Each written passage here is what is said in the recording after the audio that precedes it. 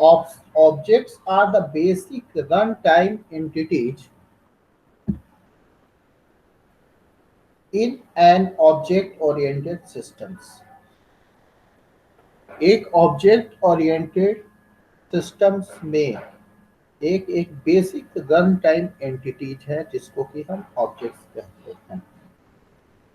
Objects जो होता है वो रिप्रेजेंट करता है पर्सन को भी, प्लेस को भी, बैंक अकाउंट को भी। A table of data, any items that the program has to handle, मतलब जिस प्रोग्राम में हम जिस चीज को भी हैंडल करते हैं वो एक ऑब्जेक्ट है। अब ऑब्जेक्ट्स को हम यूज करते हैं तो उसमें ये होता है कि कम्युनिकेशंस बिटवीन देम प्रोग्राम्स के बीच में जो हम कम्युनिकेशंस करते हैं तो उसमें जो है एक ऑब्जेक्ट्स जो है हमारे लिए एक एंटिटीज होता है। जैसे एज पर एग्जाम्पल, जैसे ऑब्जेक्ट एक स्टूडेंट है, स्टूडेंट इज एन ऑब्जेक्ट। तो स्टूडेंट्स जो है एक ऑब्जेक्ट है, तो इसमें हमारा डेटा होगा और फंक्शन होगा। ठीक है, किसी भी प्रोग्राम्स को हमको करने के लिए data and functions both are must. Data, अब कहेंगे कि वो डेटा क्या है, तो डेटा जो है जो ऑब्जेक्ट्स का यूज कर रहे हैं उस ऑब्जेक्ट के प्रॉपर्टीज के रूप में, कि जैसे सपोज कि हमारे पास स्टूडेंट है तो स्टूडेंट का जो होगा नेम होगा, डेट ऑफ बर्थ होगा, मार्क्स होगा, प्रोग्राम होगा, यूनिवर्सिटी नेम होगा, है ना, स्टडी सेंटर नेम होगा, रीजनल सेंटर नेम होगा, ये सारे डेटा हैं। तो ये डेटा जो है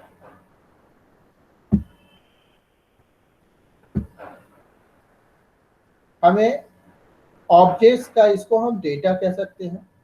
आप कहते हैं कि हम ऑब्जेक्ट्स का यूज कर रहे हैं, उसके साथ हमें फंक्शन का भी यूज करना होगा। विदाउट फंक्शंस हम कोई भी काम कैसे करेंगे, फंक्शन इज मस्ट।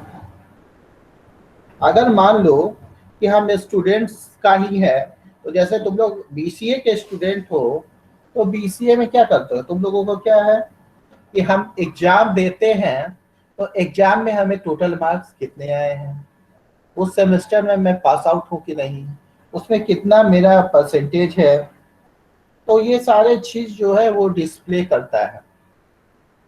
तो ये एक तरीके से ये फंक्शन है। ठीक है, तो object is important part of the C++ और ऑब्जेक्ट ओरिएंटेड प्रोग्रामिंग सिस्टम्स में ऑब्जेक्ट्स जो होता है कह सकते हैं कि बेसिक रन टाइम एंटिटीज है। ठीक है, फिर हम लोगों ने डिस्कस किया था कि क्लास क्लास हम जो यूज करते हैं, तो ये क्लास होता क्या है और क्लास को क्यों यूज करते हैं। जैसे हम ऑब्जेक्ट्स में डेटा को रखते हैं, है ना, और उसको कोड के द्वारा हम उस डेटा को मैनिपुलेट करते हैं। तो इसमें entire set of data, code of an object, ठीक है, वो एक यूजर डिफाइंड डेटा टाइप के द्वारा यूज होता है। और मान लो कि किसी भी ऑब्जेक्ट्स को या वेरिएबल को हम एक डिफाइन करते हैं, तो वो जो वेरिएबल्स को हम डिफाइन कर रहे हैं वो एक टाइप ऑफ क्लास है।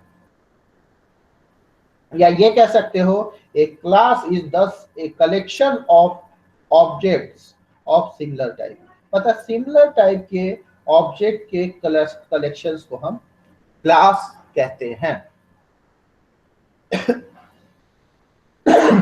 फॉर एग्जाम्पल, आप कहेंगे कि क्लास कैसे हम कर सकते हैं, तो अगर हम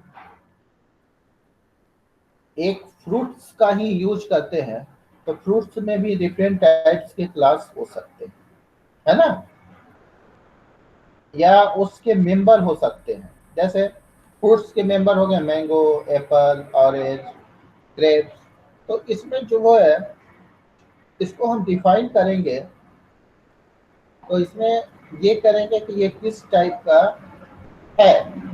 तो हम क्रिएट करेंगे ऑब्जेक्ट को, तो मैंगो जो है वो किस क्लास में आएगा, है ना। जैसे बीसीए थर्ड में स्टूडेंट है, बीसीएस 31 करने वाले हैं तो बीसीए थर्ड के हैं, 32 करने वाले हैं तो बीसीए थर्ड के। तो आपका जो है एक क्लास हो गया बीसीए थर्ड सेमेस्टर। तो ये आपका डिफरेंसेज होता है ऑब्जेक्ट्स एंड क्लासेज में। ठीक है, वो यस और नो कर देना। हेलो, आपको मेरी आवाज जा रही है? Yes sir. Yes sir. हाँ सर, आ रही है। Yes sir. हाँ, तो कभी कभी यस नो कह दो कि पता चले हमें भी कि आप लोग मौजूद हो, है ना। अब उसके बाद ओके ओके। मैंने हाँ, तो ऑब्जेक्ट्स और क्लास का आपका कॉन्सेप्ट एकदम क्लियर हो गया। जी सर। अब मैं कहता हूँ data abstraction and encapsulations. Data abstractions क्या है एंड इनकैप्सुलेशंस क्या है। एब्स्ट्रैक्शंस जो होता है मतलब कि abstractions refer to the act of representing essential features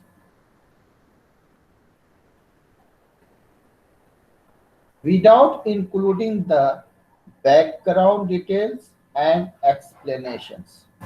मतलब कि एक ऐसा इम्पोर्टेंट फीचर्स है, महत्वपूर्ण जो फीचर्स है इसमें ये नहीं इम्पोर्टेंट है कि उसका बैकग्राउंड क्या है और उसका एक्सप्लेनेशन क्या है। अगर मान लो कि क्लास का यूज करते हैं तो उसमें जो है एट्रीब्यूट्स का जो होता है, जैसे मान लो कि स्टूडेंट्स हैं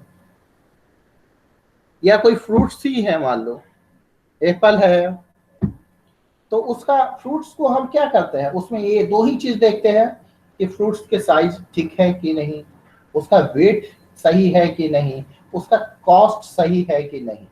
तो ये सारे चीज उसके ये सब एट्रीब्यूट्स टाइप के हो गए, है ना। तो ये हो गया एब्स्ट्रैक्शंस में। अब जो एट्रीब्यूट्स है वो क्या करते हैं, होल्ड द इंफॉर्मेशन, वो इंफॉर्मेशन को होल्ड करके रखते हैं।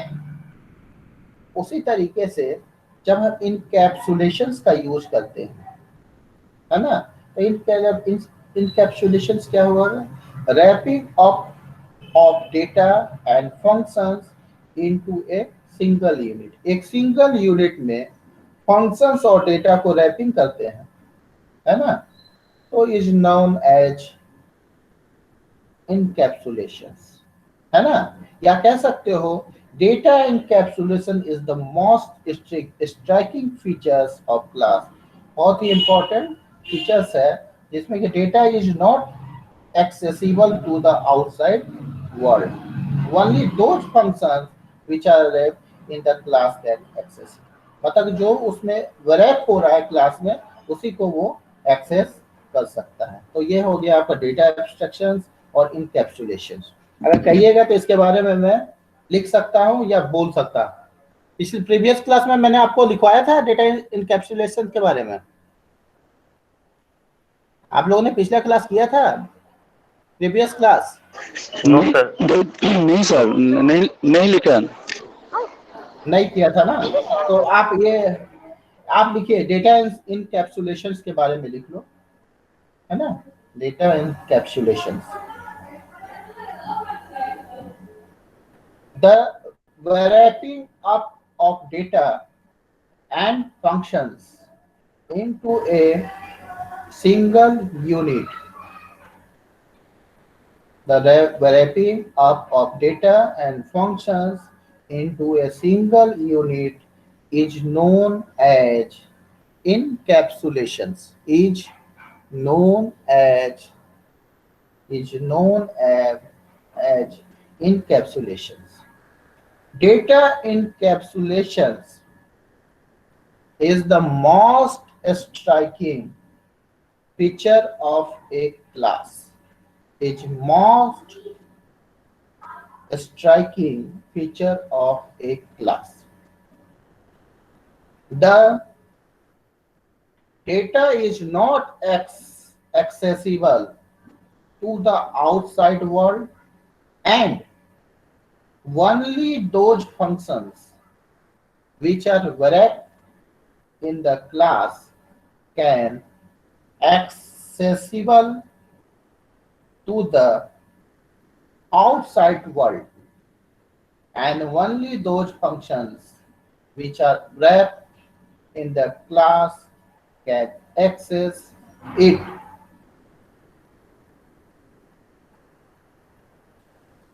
Abstractions के बारे में लिखिए. Abstractions refers to the act of representing essential features without including the background details or explanations. Classes use the concept of abstractions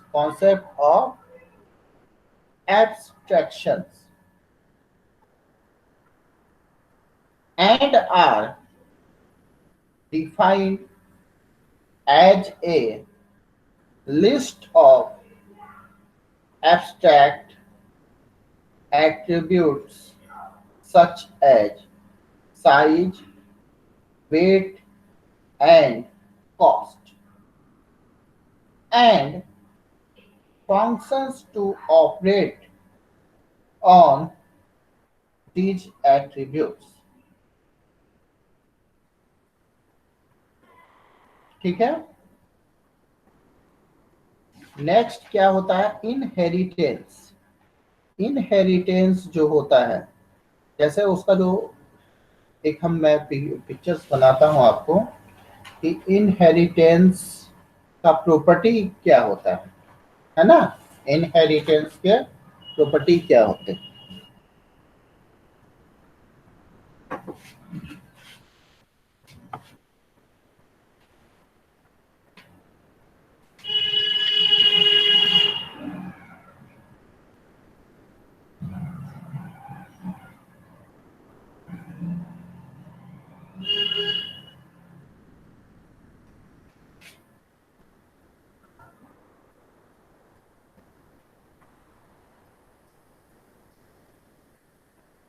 अगर इनहेरिटेंस के बारे में आता है और पूछे कि आपका प्रॉपर्टीज क्या है, तो उसको इस तरीके से आप दिखा सकते हैं. जैसे सपोज दैट इनहेरिटेंस का जो है, हम बर्ड के बारे में, BIRD, बर्ड मतलब पंछी जो होते हैं, है ना. तो इसका है कि एट्रीब्यूट्स हो गया,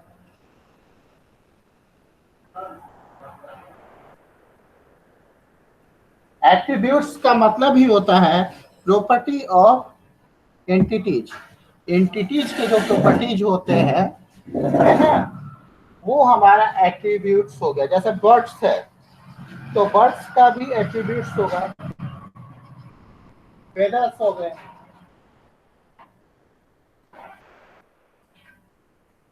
और लेयर्स.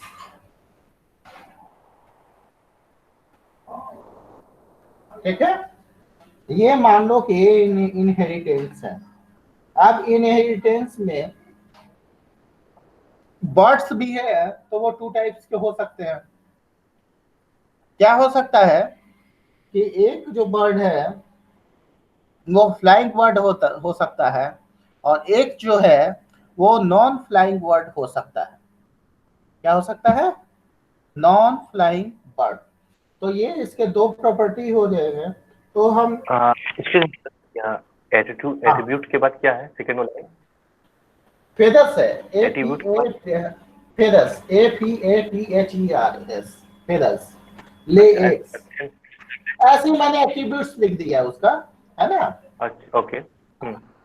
अब ये बर्ड को मैंने टू टाइप्स को हमने उसको मान लो कि हम अगर उसको अगर हम क्या करेंगे, स्पेशलाइज करेंगे कि वो क्लास को डिफाइन करेंगे, तो ये हम कर सकते हैं ना कि बर्ड्स भी दो टाइप्स के हो सकते हैं। एक क्या हो सकता है, एक जो है ये फ्लाइंग बर्ड्स हो सकता है। ये इनहेरिट कैसे होता है इसके बारे में मैं बता रहा हूं, है ना। जैसे फ्लाइंग और बर्ड, फ्लाइंग बर्ड हो सकता है, और एक जो हो सकता है वो, मैंने इसको थोड़ा ये इसलिए कि नजर आया इसलिए मैंने इसको कुछ बड़ा कर दिया है ना, नॉन फ्लाइंग बर्ड। तो टू टाइप्स के बर्ड हो गए। पहले मैंने इनहेरिटेंस का मैंने दिखाया कि ये टू टाइप्स के बर्ड हो गए, एक फ्लाइंग बर्ड हो गया, एक नॉन फ्लाइंग बर्ड हो गया। अब फ्लाइंग बर्ड तो हमने क्या किया कि उसके दो प्रॉपर्टीज को बताया मैंने, बर्ड के प्रॉपर्टीज को बताया, एक फ्लाइंग बर्ड और एक नॉन फ्लाइंग बर्ड। अब कहते हैं कि फ्लाइंग बर्ड के बारे में तो हम लोग जानते हैं, बहुत सारे बर्ड हो गए, है ना। जैसे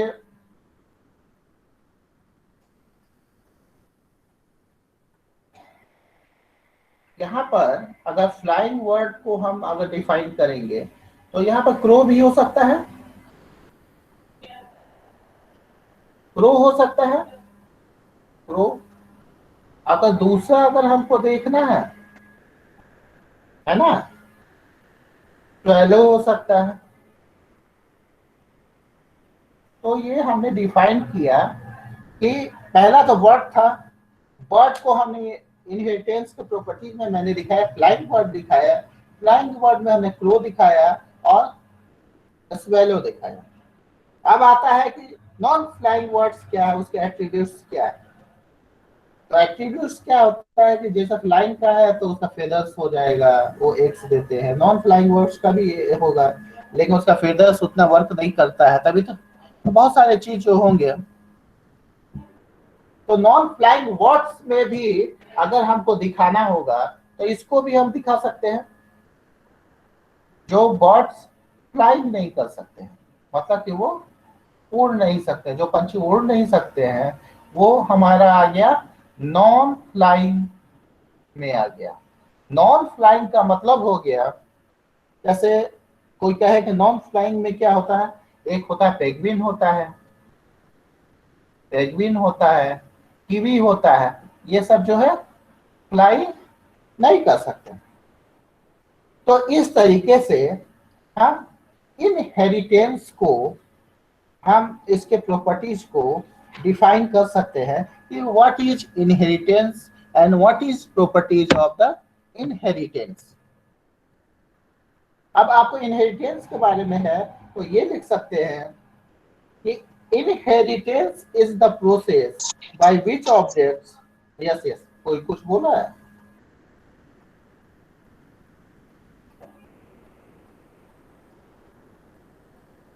हाँ। तो मैं बोल रहा हूं कि inheritance is the process by which objects of one class acquire the properties of objects of another class। मतलब क्या करता है कि एनी इनहेरिटेंस में ऐसा एक प्रोसेस होता है कि एक क्लास जो है दूसरे क्लास के प्रॉपर्टीज को एक्वायर कर लेता है। फॉर एग्जाम्पल वर्ड है तो उसका फ्लाइंग वर्ड है, उसके फ्लाइंग वर्ड में भी उसमें हम उसको हम डिफाइन करते जा रहे हैं, ठीक है। अब कह रहे हैं कि इनहेरिटेंस जो है, फर्स्ट जो है अभी हम क्या बता रहे थे, इनहेरिटेंस। अब इनहेरिटेंस भी डिफरेंट टाइप्स के इनहेरिटेंस होते हैं, है ना।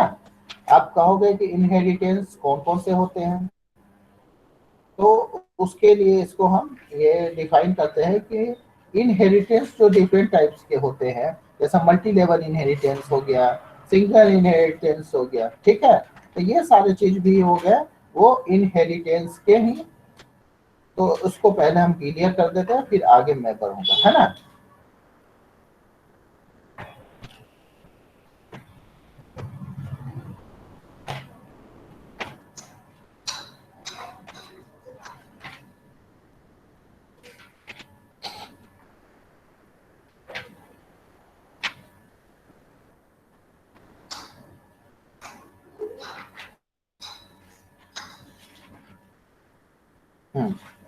इनहेरिटेंस में जो होता है, जैसे सिंगल इनहेरिटेंस होते हैं, है ना। उसके बाद होता है आपका मल्टी लेवल इनहेरिटेंस। तो सिंगल इनहेरिटेंस का एग्जांपल अलग होगा, है ना। तो पहले हम उसके बारे में बताते हैं, सिंगल इनहेरिटेंस। तो सिंगल इनहेरिटेंस में जो होता है, जैसे मान लो कि हमको बेस क्लास है, उसका बी है, तो उसका ड्राइव क्लास क्या हो जाएगा, डी हो जाएगा। अगर क्लास बी जो है वन प्राइवेट डेटा मेंबर को रखता है और वन पब्लिक क्लास मेंबर को रखता है, क्या हो रहा है।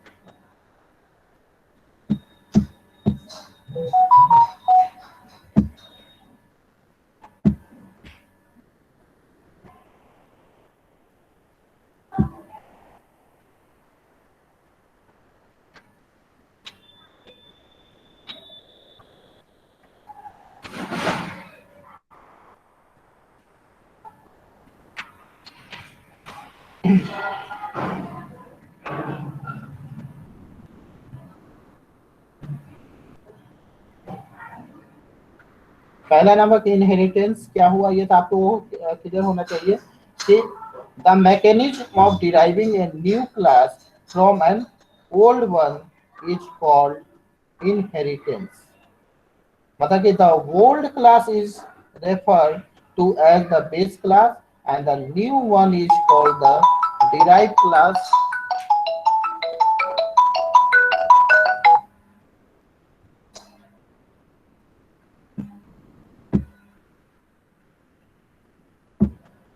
है ना। उसी तरीके से एक class can also inherit property from more than one class, है ना, from more than one level. मतलब कि मोर देन वन लेवल होगा यानी कि मल्टी लेवल होगा। अगर वन लेवल का होगा तो वन बेस क्लास होगा, अगर मोर देन वन होगा तो मोर देन मतलब कि वन लेवल होगा, मतलब कि मल्टी लेवल होगा। अब सिंगल इनहेरिटेंस का अगर हमको एग्जांपल देना है ना, पहले तो मैं सिंगल इनहेरिटेंस का एक एग्जांपल देता हूं आपको। ये तो हो गया इनहेरिटेंस, व्हाट इज इनहेरिटेंस, ये क्लियर हो गया। हेलो, यस नो बोल दो। Yes sir. Hello, sir yes sir, yes sir. हाँ सर, हाँ ठीक है। Sir, yes sir, yes sir. Inheritance clear है ना, इनहेरिटेंस क्या है। हाँ सर, क्लियर है। हाँ, तो मैं एक एग्जांपल के साथ आप लोगों को single inheritance, multi level inheritance, hereditary inheritance, है ना, और मल्टीपल इनहेरिटेंस और हाइब्रिड इनहेरिटेंस। इनहेरिटेंस कितने टाइप के होते हैं, 5 टाइप्स के। तो उसको दिमाग में रखने के लिए मैं ये नहीं कहूंगा कि आप उसको याद करके ही रखो, उसके दिमाग में रखो कि वो कैसे काम करता है। तो आपको कॉन्सेप्ट रहेगा तो आप लिख दोगे, क्योंकि कोई जरूरी नहीं कि हर चीज को हम याद करके ही रखें। तो फर्स्ट जो है, जैसे कि सिंगल इनहेरिटेंस की बात करते हैं,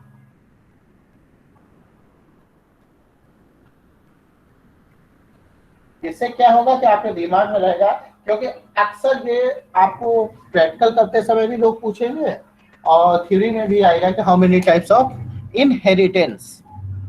तो इनहेरिटेंस के लिए पहला मैंने बताया कि सिंगल इनहेरिटेंस होता है।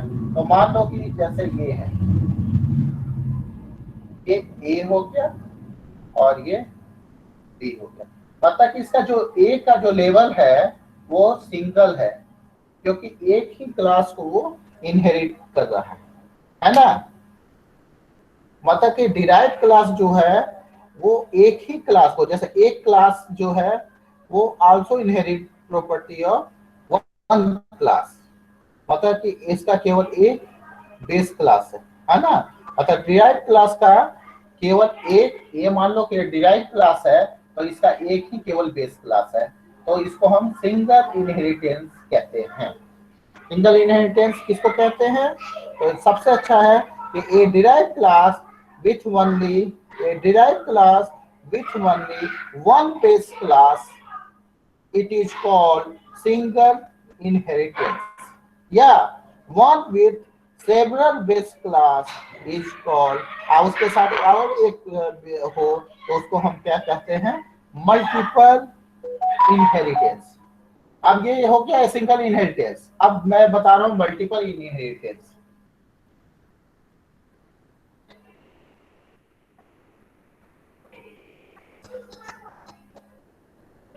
ये हुआ मल्टीपल इनहेरिटेंस। मल्टीपल इनहेरिटेंस में जो है उसका अगर कहेगा कि आप मल्टीपल इनहेरिटेंस का एक एग्जांपल दो, तो मल्टीपल इनहेरिटेंस में क्या होगा कि जैसे ये डिराइव क्लास है ए, और दूसरा क्या हो जाएगा बी, और इनका जो बेस क्लास हो जाएगा सपोज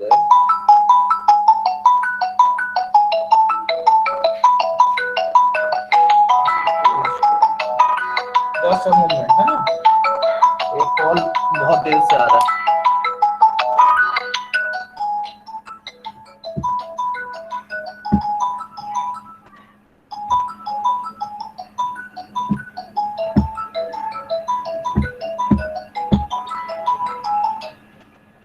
हेलो,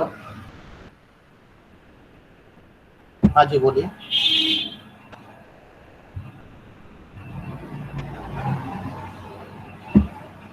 आप देखो अभी ऑनलाइन क्लास ले रहा हूँ, आप थोड़ी देर में कॉल करना है ना।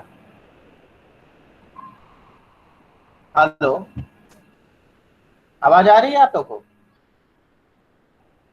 हेलो, यस सर आ रही है। आ रही है ना। तो मैं बता रहा था कि मल्टीपल इनहेरिटेंस के बारे में। तो जैसे सिंगल इनहेरिटेंस में हम क्या कर रहे थे कि सर थोड़ा ऊपर में वन लिखिए ना सर। पिक्चर नहीं नजर आ रही है क्या बोल रहे हैं? बस पिक्चर। तो इसको मैं फिर से बना देता हूँ, है ना, थोड़ा वो नीचे में चला जा रहा है। तो ये सर, हम मल्टी सिंगल लेवल नजर नहीं आ रहा। मल्टी हाँ, तो लेवल इसको मैं क्या होती है? क्या नहीं नजर आ रहा है? पहला वाला भी नहीं आ रहा है, सेकंड वाला। सर आपका सिर्फ मल्टीपल का सब ए और बी शो हो रहा है और कुछ नहीं, नीचे सी का नहीं शो हो रहा है। वो थोड़ा डाउन हो जाएगा, मैं फिर से उसको बना देता हूँ, है ना, डोंट वरी।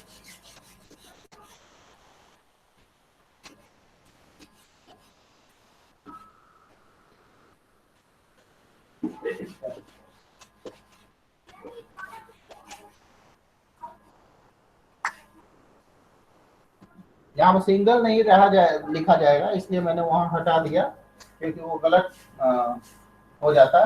यहाँ पर वो होगा मल्टीपल इनहेरिटेंस। जैसे मैंने बोला कि 5 टाइप्स के हैं, तो पहला हो गया सिंगल इनहेरिटेंस, दूसरा हो गया मल्टीपल इनहेरिटेंस। मल्टीपल इनहेरिटेंस में ए बी एंड इसका जो बेस हो गया वो हो गया आपका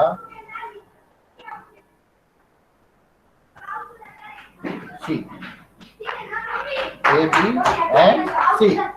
ये मल्टीपल इनहेरिटेंस हो गया।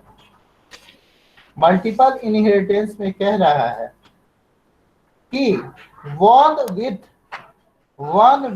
several base classes, one with several base classes is called multiple inheritance। मतलब कि एक के साथ अलग अलग बेस क्लासेज हो तो उसको हम मल्टीपल इनहेरिटेंस कहते हैं।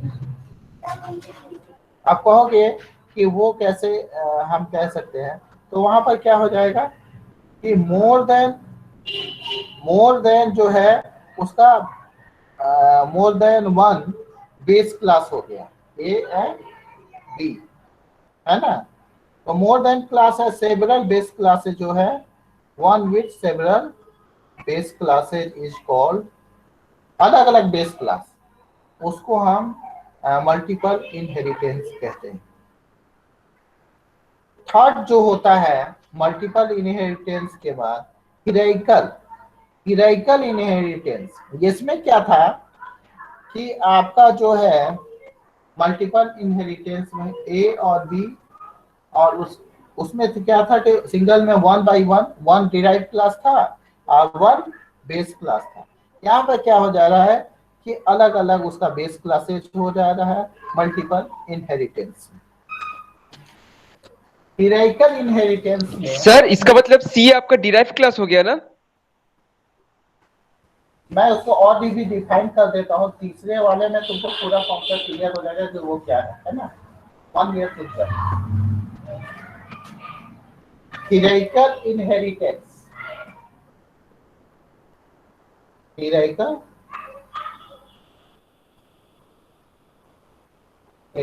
इनहेरिटेंस में जो है, जैसे यहां पर क्या हो जाएगा, ए जो है ए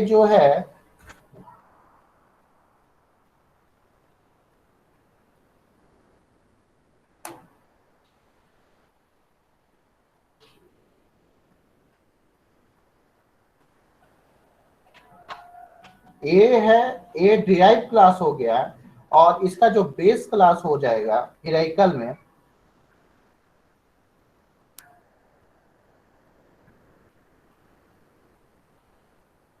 डी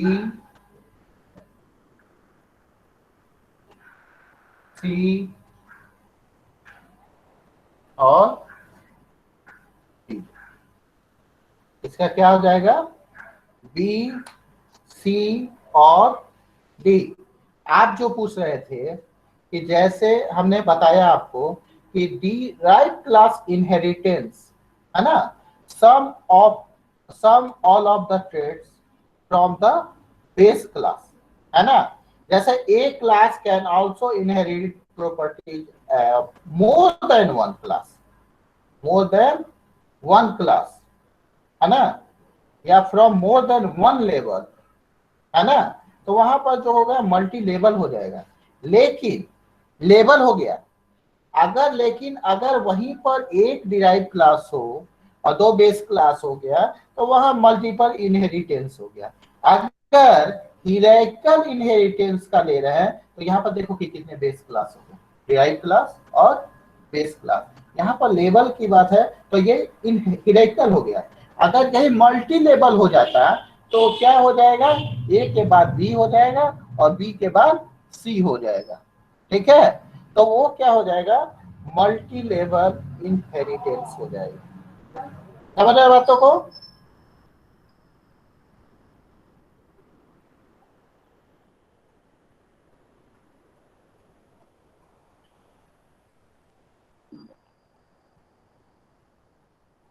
हेलो, चलो ठीक है, कोई बात नहीं। हिराइकल क्लास क्या है, ए, जैसे डिराइव क्लास हो गया, base class B C D, ठीक है।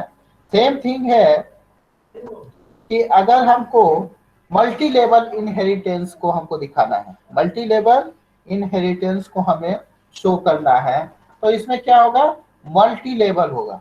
मल्टी लेवल मतलब कि एक लेवल नहीं, उसमें 2 लेवल होगा। जैसे हम कह रहे हैं ना कि हिराइकल में होगा कि हिराइकल्स में जो होगा one the traits of one class में be inherited by the more than one class, मतलब एक से ज्यादा क्लास को वो इनहेरिट करता है एक क्लास। तो इस प्रोसेस को हम हिराइकल इनहेरिटेंस कहते हैं। एक क्लास जो है मोर देन वन क्लास से ज्यादा क्लास को वो इनहेरिट कर रहा है तो हिराइकल क्लास है। जैसे ए है तो बी सी और डी को वो इनहेरिटेंस कर रहा है, तो वो इनहेरिट कर रहा है, तो ये हिराइकल इनहेरिटेंस आता है। लेकिन ये तो 3 हो गया, आपके दिमाग में आ गया होगा, एक सिंगल इनहेरिटेंस, एक मल्टीपल इनहेरिटेंस और एक होता है हिराइकल इनहेरिटेंस। चौथा जो होता है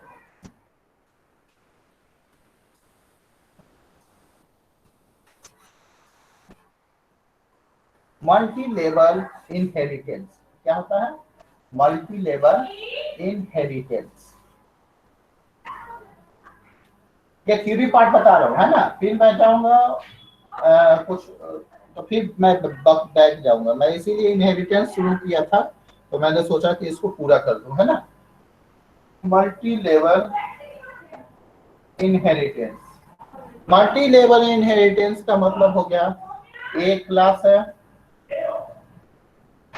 फिर उसका जो है बी हो गया बेस, ठीक है, और फिर क्या हो गया थर्ड लेवल में सी हो गया। तो क्या हो गया, या उसमें तो हिरार्चिकल में दो ही लेवल हम दिखा रहे थे, ए का, बी, सी, डी। यहाँ पर क्या कर रहा है, एक दूसरे से इनहेरिट कर रहा है, लेकिन अलग अलग लेवल पर। मतलब ए बी से, बी जो है सी से, इस तरीके से वो कर रहा है। तो इसको हम कहते हैं मल्टी लेवल इनहेरिटेंस। इसको हम क्या कहते हैं, मल्टी लेवल इनहेरिटेंस। अगर मान लो एक और है, उसके बाद इसका एक प्रोग्राम का एग्जांपल भी मैं आप लोगों को बता दूंगा, ठीक, एक का बता दूंगा आप लोगों को। जैसे एक आता है हाइब्रिड इनहेरिटेंस। क्या हो गया, हाइब्रिड इनहेरिटेंस। हाइब्रिड इनहेरिटेंस में क्या हो जाएगा कि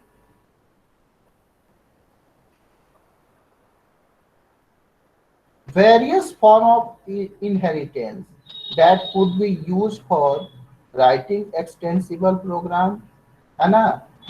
direction of arrow indicates the direction of inheritance. मतलब वो एक दूसरे से वो इनहेरिट होता है, ठीक है।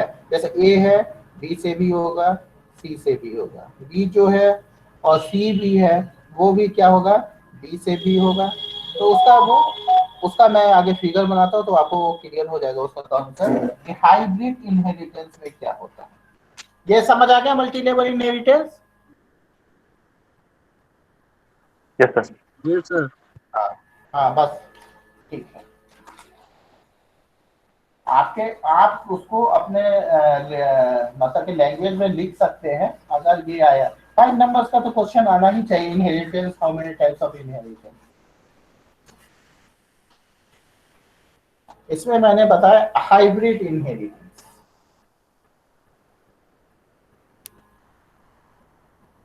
हाइब्रिड इनहेरिटेंस, हाइब्रिड इनहेरिटेंस क्या कह रहा है, जैसे ये ए है ना। अब ये क्या कर रहा है, इनहेरिट जो कर रहा है वो बी को भी कर रहा है,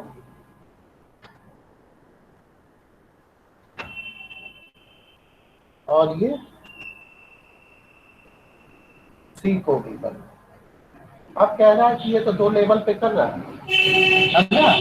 लेकिन अब क्या है कि बी और सी जो है ना, तो ए जो है बी और सी को भी कर रहा है।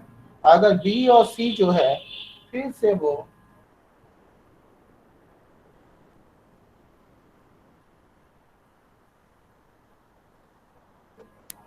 मान लो यहाँ पर डी को करना है ना। तो ये जो है ये हाइब्रिड इनहेरिटेंस होता है। इसमें क्या कहता है कि mechanism of deriving A class from another derived class, है ना। Mechanism of deriving A class from another derived class, वो हो जाता है आपका मल्टी लेवल इनहेरिटेंस। लेकिन अगर various forms of inheritance that could be used for writing extensible program, the direction of arrow indicates the direction of inheritance। मतलब कि ये जो एरो है वो इनहेरिटेंस को डिफाइन करता है कि वो किस तरीके से वो इनहेरिट कर रहा है। मतलब कि इसमें ये कर रहा है कि एरो जो है, एरो का डायरेक्शंस का मतलब ही है इनहेरिटेड फॉर्म को कैसे वो रिप्रेजेंट करता है। ये है आपका इनहेरिटेंस का एग्जांपल। अगर हम इसका प्रोग्राम कोई हम आपको लिखेंगे तो थोड़ा समय लगेगा। जैसे मान लो कि क्लास बी है, क्लास डी है ना, तो वो क्या कर रहा है, वो एक दूसरे से इनहेरिट कर रहा है। तो कैसे कर रहा है, दो नंबर्स को ही हमको प्रिंट आउट कराना है ना। तो बी को भी कराओगे, डी ए को भी कराओगे, बी को भी कराओगे, सी को भी कराओगे, डी को भी कराओगे। फिर उसको क्या कराओगे, फिर ए को ए का सिंगल इनहेरिटेंस का एक एग्जांपल। अच्छा, उसको मैं बाद में वो प्रोग्रामिंग्स में जब आएंगे तब उस समय वो उसको मैं आप लोगों को समझाऊंगा। तो अभी तो मैंने बताया ऑब्जेक्ट इनकैप्सुलेशन है ना, और डेटा एब्स्ट्रैक्शन और इनकैप्सुलेशन। इसी में आता है पॉलीमॉर्फिज्म। पॉलीमॉर्फिज्म जो होता है वो क्या करता है, पॉलीमॉर्फिज्म डिपेंड्स जो होता है upon two the data types. तो पॉलीमॉर्फिज्म जो होता है वो क्या करता है, depends on the data type. मतलब कि ये इम्पोर्टेंट पार्ट जैसे क्लास है, जैसे इनहेरिटेंस है, ऑब्जेक्ट है, उसी तरीके से अनदर उप कॉन्सेप्ट जो है वो है पॉलीमॉर्फिज्म। पॉलीमॉर्फिज्म का मतलब ही होता है कि ability to take more than one form, मतलब कि एक से अधिक फॉर्म्स के एबिलिटी को लेना जो होता है वो पॉलीमॉर्फिज्म होता है। मतलब कि ऑपरेशंस में exhibit different behavior in different instances.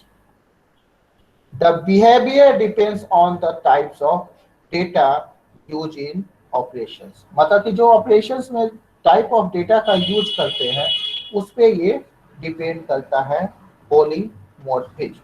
अगर मान लो कि दो नंबर्स को ही हमको सम करना है, तो यहाँ पर जब सम करना है, ऑपरेशंस करना है, तो उसको हम कहाँ करेंगे, थर्ड में करेंगे ना, कहीं तो स्टोर करेंगे।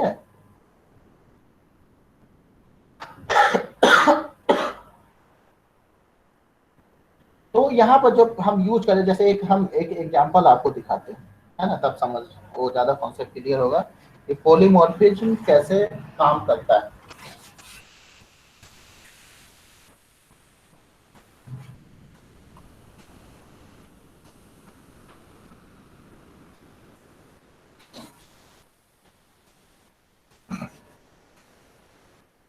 इनहेरिटेंस का कॉन्सेप्ट क्लियर हो गया सबका, और कितने टाइप्स के होते हैं,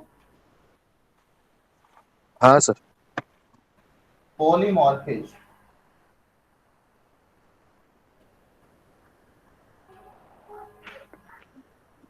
पॉलीमॉर्फिज्म में जो है, जैसे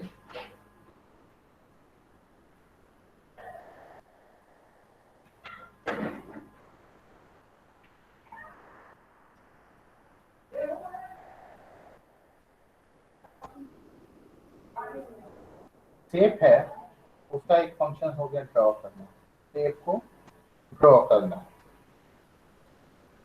अब शेप जो होता है वो भी डिफरेंट टाइप के हो सकते हैं। मान लो कि कोई सर्कल हो गया, कोई ट्रायंगल हो गया, कोई हो गया बॉक्स हो गया। तो क्या कह रहा है कि ये डिफरेंट शेप को ड्रॉ कर रहा है ना। तो ये यानी कि इसको हम एक्सटेंसिवली यूज कर रहे हैं इनहेरिटेंस को इम्प्लीमेंट करने के लिए। द प्रोसेस ऑफ है ना नंबर ऑफ शेप्स, मतलब डिफरेंट शेप्स को है ना उसको रिप्रेजेंट करने के लिए। तो यहाँ पर हमको मान लो कि ये एक शेप बनाना है, यहाँ पर दूसरा शेप बन रहा है, ये क्या हो रहा है, तीसरा शेप बन गया। अब शेप जो बनता है तो फिर डिफरेंट टाइप के शेप बनेंगे। एक मान लो कि सर्कल बन गया, एक जो हो गया बॉक्स बन गया, एक जो बन गया वो ट्रायंगल बन गया। सेम चीज तो मान लो कि ये सर्कल के लिए ड्रॉ करना,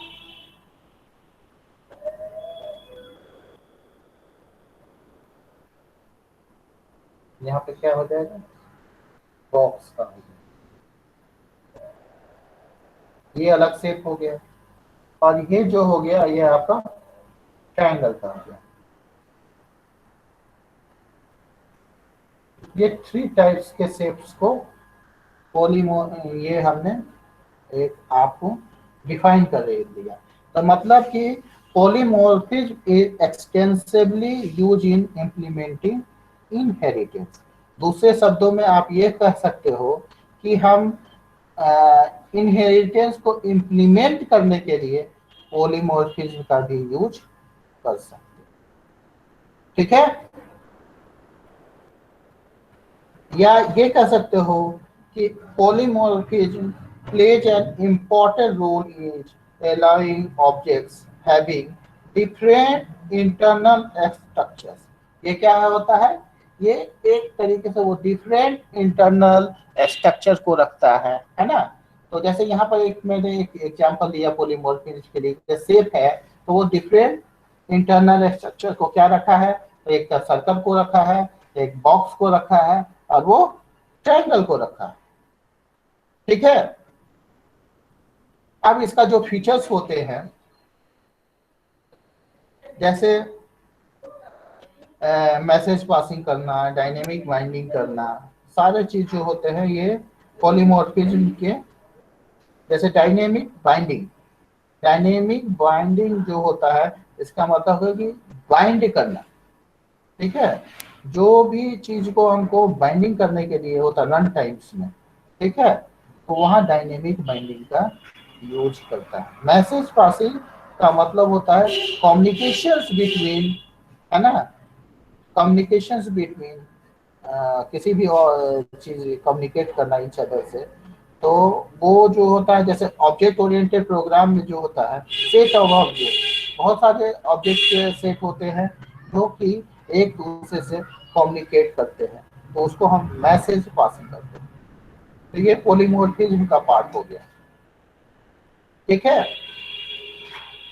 तो हमने आपको बताया इनकैप्सुलेशंस बता दिया, इनहेरिटेंस बता दिया, डेटा एब्स्ट्रैक्शंस बता दिया, पॉलीमॉर्फिज्म बता दिया, है ना। अगर कोई पूछे कि C++ जो है वो किस टाइप का प्रोग्राम है, C++ जो हम यूज करते हैं, जैसे पहले आप लोग क्या यूज करते थे, किस टाइप का प्रोग्रामिंग लैंग्वेज है, तो सी जो है या आप हाई लेवल लैंग्वेज कहते हैं या मिडिल लेवल लैंग्वेज कहते हैं। अगर लेकिन आपको C++ के बारे में पूछे कि ये C++ है क्या, व्हाट इज C++, क्योंकि आप लोग C++ पढ़ रहे हैं, तो C++ है क्या, तो ये मुझे बताने का मतलब था। जैसे इनहेरिटेंस बताया, पॉलीमॉर्फिज्म बताया, ऑब्जेक्ट के बारे में बताया, आपको क्लास के बारे में बताया, तो ये सारे चीज जो है ये आपका ऑब्जेक्ट ओरिएंटेड प्रोग्रामिंग का पार्ट है। पता कि ये इन सभी चीजों से ही आपका जो है प्रोग्राम्स को डेवलप करते हैं। तो इसमें उप्स का कॉन्सेप्ट होना जरूरी है, जैसे पॉलीमॉर्फिज्म हो गया, ऑब्जेक्ट हो गया, इनहेरिटेंस हो गया, इनकैप्सुलेशन हो गया, एब्स्ट्रैक्शंस हो गया, है ना। तो C++ ही जो है एक ऑब्जेक्ट ओरिएंटेड प्रोग्रामिंग लैंग्वेज है। जैसे उसको सी को डेवलप किया गया था, सेम थिंग है कि ये C++ को डेवलप किया गया। तो कहिएगा अगर C++ क्यों पढ़ रहे हैं, तो हम ये कह सकते हैं कि जो हमने C में पढ़ा था उसी का ये एक्सटेंशंस ऑफ C लैंग्वेज है। मतलब C का एडवांस वर्जन कह सकते हो, या जो उसमें फीचर्स में कमी रह गई थी उसको C++ के द्वारा उसको दूर करने की कोशिश की गई थी। तो इसीलिए C++ जो है वो सी का एडवांस या एक्सटेंडेड वर्जन है। जो कमियां थी उसको C++ में दूर करने की कोशिश की गई। अगर पूछेगा कि C++ में कौन से फैसिलिटी हैं जो हमको किसी में भी कर सकते थे, है ना। कोई ये क्रॉस क्वेश्चन कर सकता है आपको कि सी प्लस प्लस ही क्यों, सी ही क्यों नहीं, है ना। यस नो आप लोग बोलते जाइए। Yes, sir. हाँ, तो अगर कोई आपसे पूछे कि सी लैंग्वेज ही क्यों, सी को भी हम यूज कर सकते थे, है ना, उसमें भी प्रोग्रामिंग लैंग्वेज होता है। तो हमने पहला क्या कहा, उसमें उसका ऑब्जेक्ट ओरिएंटेड प्रोग्रामिंग का कॉन्सेप्ट रहता है। अब ये कहेंगे कि वो जो फीचर्स होता है, इंपॉर्टेंट फीचर्स, तो उसमें क्या क्या फीचर्स ऐड होता है। तो सी प्लस प्लस में जो है सी लैंग्वेज के साथ उसमें क्लास को ऐड किया गया, जो मैंने अभी आपको बताया, इनहेरिटेंस को ऐड किया गया, फंक्शन ओवरलोडिंग को किया गया, ऑपरेटिंग ऑपरेटर ओवरलोडिंग को किया गया। तो ये सारे फीचर्स जो हो गया, एब्स्ट्रैक्ट डेटा टाइप्स को किया गया, इनहेरिट प्रॉपर्टीज को किया गया, है ना। तो इस तरीके से ये ऑब्जेक्ट ओरिएंटेड लैंग्वेज बना, ठीक है। इसीलिए हम सी प्लस प्लस का यूज करते हैं।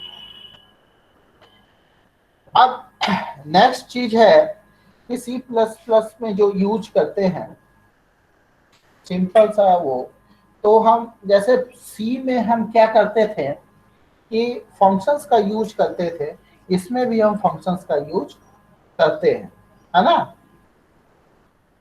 लेकिन इसका जो हेडर होता है उसमें क्या करते थे, सी में जो यूज करते थे, standard input output header files का यूज करते थे, जिसको कि हम क्या कहते हैं, stdio.h।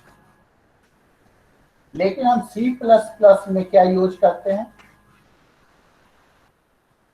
iostream.h, है ना, iostream.h। ये स्ट्रीमिंग करता है इनपुट और आउटपुट को। आप कहिएगा कि स्ट्रीमिंग क्या करता है सर, कैसे करता है।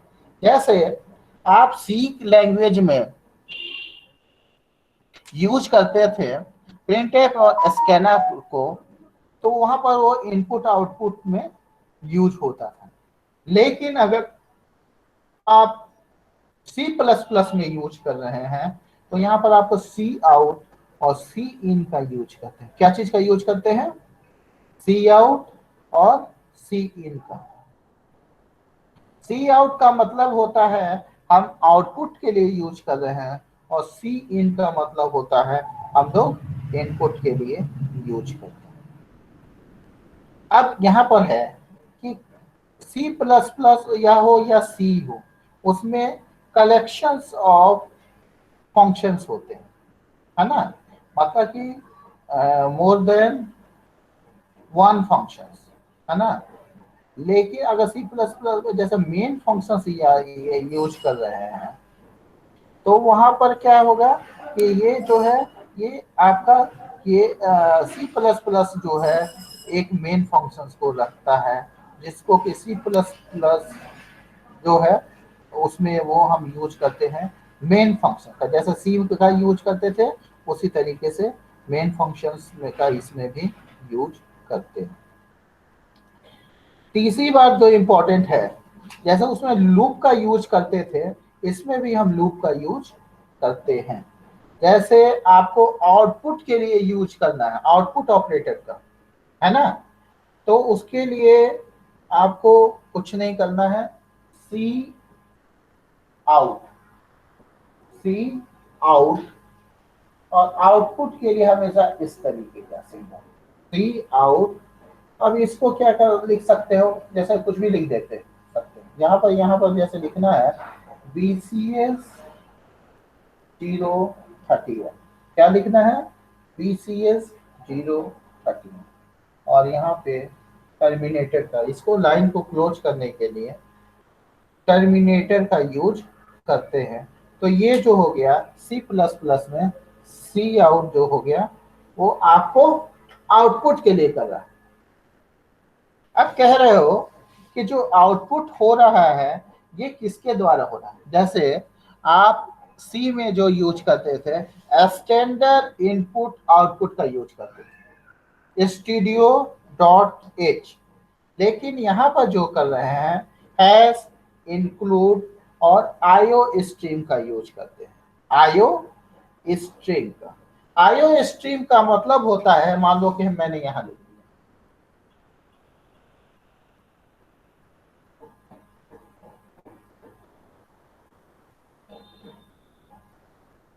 आयो स्ट्रीम, ये आपने देखा होगा, है ना?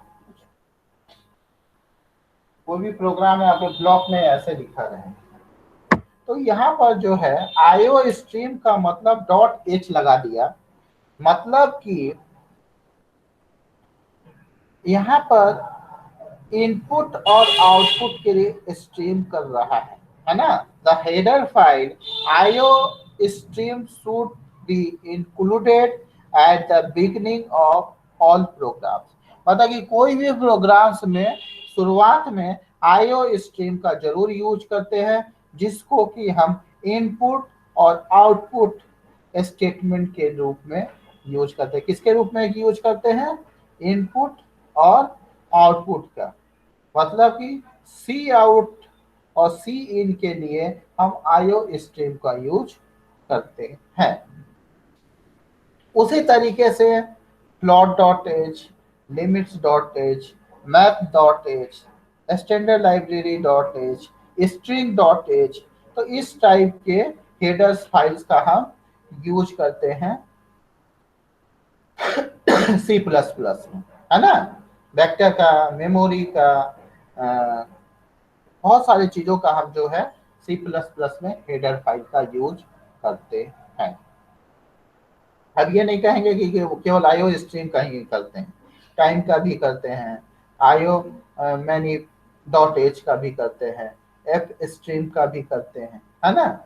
एल्गोरिदम, मतलब कि कोई भी हेडर फाइल्स का हम यूज करते हैं प्रोग्राम्स के रिक्वायरमेंट के अनुसार। उसके बाद वेरी इंपॉर्टेंट पार्ट होता है नेम स्पेस। नेम स्पेस ये जो है आपने सी प्लस प्लस या सी में आपने नेम स्पेस का यूज नहीं देखा होगा। नेम स्पेस का यूज किए थे सी में? हैं? नहीं सर, नहीं ना? तो नहीं। नेम स्पेस जो है ये सी प्लस प्लस का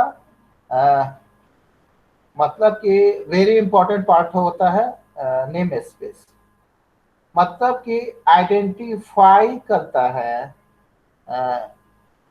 मतलब कि आइडेंटिफाई करने के लिए आप नेम स्पेस का यूज करते हैं। मतलब कि ये न्यू कॉन्सेप्ट है वो सी प्लस प्लस प्रोग्रामिंग में, है ना?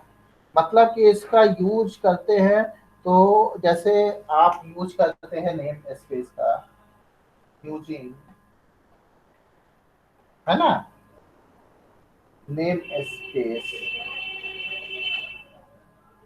ये आपको आगे जाकर ये डॉट नेट में भी यूज नेम स्पेस का आप देखेंगे, क्योंकि उसमें भी बहुत सारे कॉन्सेप्ट जो हैं वो क्लास पे ही हैं। अब यहाँ पर देखो यूजिंग नेम स्पेस और एसटीडी मैंने लिख दिया, है ना? मतलब कि एसटीडी का मतलब स्टैंडर्ड, ठीक है? अब ये कह रहा है कि नेम स्पेस है क्या? तो name space is a new concept. Name space is a new concept introducing in C plus plus. मतलब कि ये नेम स्पेस जो है एक नया कॉन्सेप्ट है जो कि सी प्लस प्लस में यूज किया गया है। इसके में डिफाइन किया गया है कि identifier, scope for the identifier that are use in a program. मतलब आइडेंटिफायर को डिफाइन करने के लिए ये नेम स्पेस का यूज करते हैं। Identified define in the name space we must include using the directive using name space and उसका नाम जो भी यूज करें। जैसे एसटीडी जो हमने यूज किया, एसटीडी जो है नेम स्पेस जो हो गया वो क्या है? वो आपका जैसे STD is the name space where C plus plus standard class, मतलब कि सी प्लस प्लस का जो स्टैंडर्ड क्लास है उसको डिफाइन किया गया है कहाँ पे, लाइब्रेरी में। तो इसीलिए ये लिखा है यूजिंग नेम स्पेस और एसटीडी। तो नेम स्पेस का ये आप लोगों को कॉन्सेप्ट क्लियर हो गया। अगर इसके बारे में एक लाइन लिखना है तो लिख सकते हो कि name space is a new concept introduced by the NCC++ Standard Committee. This defines a scope for the identifiers that are used in a program. For using the identifiers defined in the namespace scope, we must include the using directive like using namespace or standard. Clear?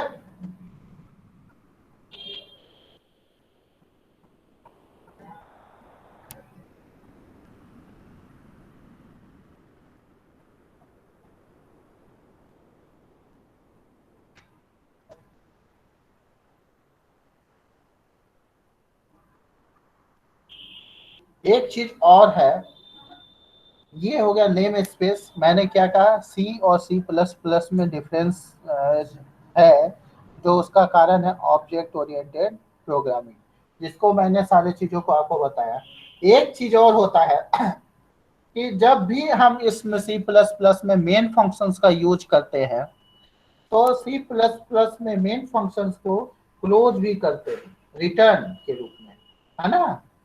मतलब कि अगर start करते हैं main function से तो उसको बंद करते हैं रिटर्न से, ठीक है। तो इसके लिए क्या करते हैं, इसको भी मैं लिख दे रहा हूँ इस क्लास को खत्म करने के लिए, क्योंकि आप लोग का 1 आवर का क्लास है।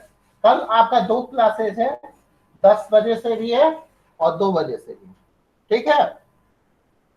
तो इसको मेन फंक्शंस को, ये जैसे ये मेन फंक्शंस है तो इसको रिटर्न करना, ये तो मान लो के बीच में है, तो इसको रिटर्न करना बहुत जरूरी है।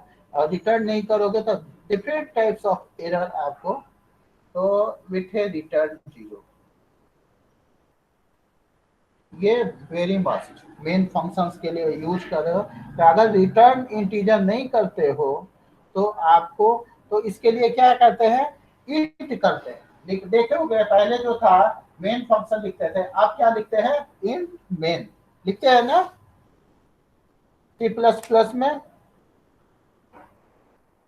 ऐसे लिखते हैं ना। Yes sir. हाँ, तो इसीलिए करते हैं इंट का यूज इसीलिए करते हैं कि हमको जो है ना कि C plus plus main function and integer type जो रिटर्न करता है वो इंटीजर टाइप वैल्यू को रिटर्न करता है, इसीलिए इंट का यूज हम करते हैं। कोई पूछता है कि इंट का क्यों यूज करते हैं, तो सी प्लस प्लस जो है रिटर्न जो करता है वो एक इंटीजर टाइप वैल्यू को रिटर्न करता है, इसीलिए इंट और मेन लिखते हैं, और उसको जो क्लोजिंग होता है बाय डिफॉल्ट उसको रिटर्न 0 से करते हैं। तो आज का क्लास मैं यहीं पर समाप्त कर रहा हूँ, ठीक है। कल टुमारो 10 o'clock आपका फिर से क्लासेज होगा, ठीक है। ओके। Yes, okay, bye.